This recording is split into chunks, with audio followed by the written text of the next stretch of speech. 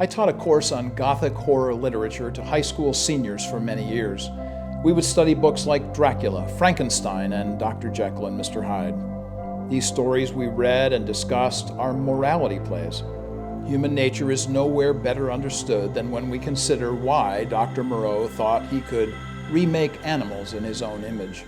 We understand our true nature when we identify with the decaying portrait of a Dorian Gray, and we begin to realize the tension between our dignity and depravity when reading about Dr. Jekyll and Mr. Hyde. So high school seniors had to address the question, how did reading this literature affect my person, my understanding about myself? One semester stands out in my mind.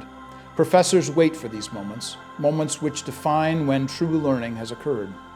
Each young person began to explain what they had learned, and to a person, each high school senior all said the same thing.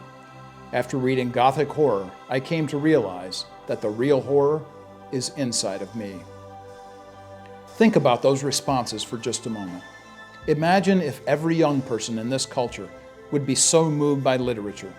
Imagine that students would come to the place early in their lives, uncompelled by their instructor, that they first bore responsibility for evil in themselves.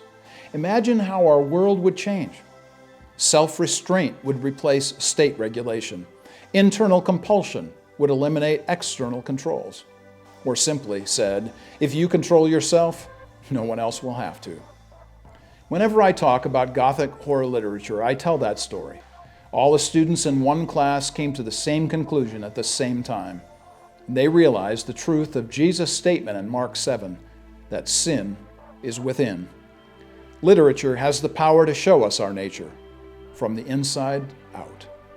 For Truth in Two, this is Dr. Mark Eckel, president of the Comenius Institute, personally seeking truth wherever it's found.